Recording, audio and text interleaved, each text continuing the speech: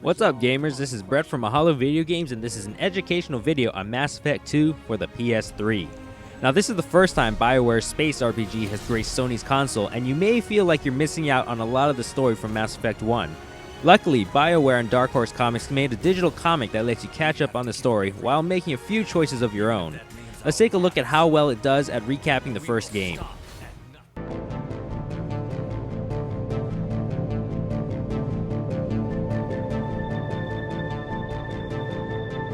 I couldn't take the chance.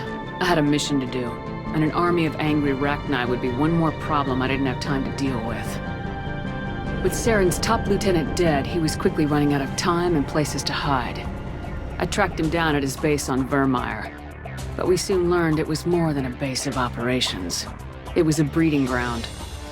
Saren was breeding an army of Krogan. He'd found a cure for the genophage, a disease inflicted on the Krogan to prevent them from breeding and taking over the galaxy. The Krogan Saren was breeding were slaves, mindless beasts that obeyed Saren's will. I had to destroy the base and all its research. Rex disagreed, violently. Rex wanted the genophage cure for his people. I tried to convince him to help me destroy it, that these Krogan weren't real, but he wouldn't back down.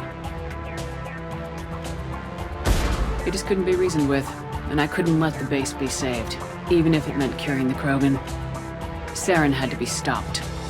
When we finally got to the center of the base, I realized just how close Saren was to completing his plan. He was already in communication with the Reapers. Sovereign, Saren's flagship we'd all assumed was just a ship, was a Reaper. It spoke to me, threatened me. I could feel the menace it had for every living thing. It wanted me dead. It wanted us all dead. And I knew it was capable of doing just that. What I couldn't understand was why Saren would help it. But there was no time to think about it. Sovereign knew where we were. We had to destroy the base and get the hell out. I split my team into two squads, sending Ash with one and Kaidan with the other as a distraction. We had a nuke and we planned to use it. Before we could detonate the bombs, Saren showed up. We fought. I stalled him to make time for my team. And in talking to him, I realized the truth. It wasn't Saren who was indoctrinating everyone. It was Sovereign, the Reaper. And Saren was in deeper than all of them. He tried to convince me he was still in control. Said he'd found a way to reduce the Reaper's influence, but he was kidding himself. Or believing the lies Sovereign was telling him. Before I could convince him to stop, he ran, leaving me just seconds to extract my squad mates. I tried, but it wasn't fast enough. I could only save one of them. Ash was a good friend, and a great soldier. But I had to choose, and I chose Kaidan. That was the last time Saren would slip away from me. I knew then, the next time we met, one of us would die. With my team mostly intact, we chased Saren and his army to Ilos, a long-lost planet that had once belonged to the Protheans. As we prepared for what we knew would be a desperate fight, I spoke to my crew. We were just one ship, against Saren's growing army. I assured them all that despite the odds, we could defeat him. But Liara saw through my words. She knew I was hurting after Ash's death. She could sense my doubts. We both knew this mission could be our last. Until that moment, we put our feelings aside for the sake of the mission. But why wait? We gave in to each other. And it was perfect. While it lasted. We arrived on Ilos close behind Saren.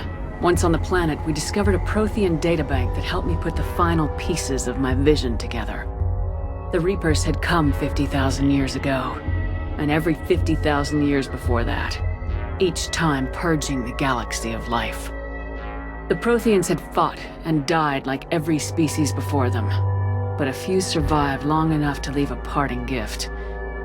The Protheans had discovered that the Citadel was the key to controlling the mass relays. By sabotaging the Citadel, they found a way to close the relays to dark space, slowing the Reapers' return, giving us the time we needed to find a solution to stop the Reapers once and for all. Saren knew this, He was leading his army to take control of the Citadel and re-establish the relays to dark space, bringing the waiting Reapers here to destroy us all.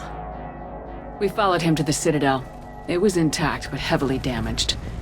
He'd caught the Council fleets by surprise, and they were only now regrouping. And with Sovereign as his flagship, there was little hope that the fleets could counterattack with enough strength to take back the Citadel. But Saren was done running, and I was done chasing him. As the Alliance and Council fleets battled Saren's army outside the Citadel, I cornered the Turian bastard in the Citadel tower and confronted him. He died believing that the Reapers would save him. As I fought to regain control of the Citadel, the Council's flagship, the Destiny Ascension, fell under attack. Despite Saren's death, Sovereign and Saren's army continued to fight. The Council was aboard the Destiny Ascension and they were requesting assistance. But I knew in order to help them, I would have to put our human Alliance fleet in jeopardy. The Council could be replaced. The fleets were needed here and now if we were going to defeat Sovereign. Even with the Citadel back in my control, Saren defeated and the Normandy leading the combined galactic fleet. The battle against Sovereign, a single Reaper, was relentless. It took the combined fleets of humanity and the other races, but in the end, Sovereign fell. But the costs were immense. While humanity's efforts in the war earned us our first seat on the Council, it was a hollow victory. The Reapers were still out there. I knew the fight was far from over, but as the one who'd led the fight against Saren, I was given new responsibilities. The choice of humanity's first counselor was left to me to decide. On the one hand, Udina, the lifetime politician. Ruthless and ambitious, he would easily navigate the political landmines that would soon be placed before him. The other choice, Captain Anderson, the career soldier. Tough but fair. But a friend, and someone I could trust. Both great leaders in their own right. I didn't much like Udina, but sometimes you need a pit bull on your side. Someone willing to be the bad guy, for the sake of the greater good. The war was over. The threat had passed. In time, the Council would rebuild itself. The Citadel could be repaired. Even the pain of lost friends would fade. But none of that mattered if the Reapers were still out there. And if they were all as powerful as Sovereign, we had to find a way to stop them. I had to find a way. I gathered my crew, took my ship, and went in search of answers.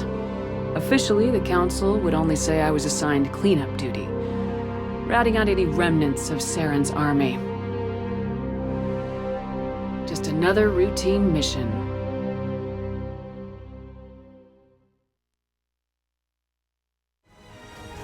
So overall, the comic does a good job of recapping the major events of Mass Effect without getting too far into detail. It overlooks a lot of the side missions, most notably the Biotic Camp and Conrad Werner, but it does enough to bring their new players up to speed.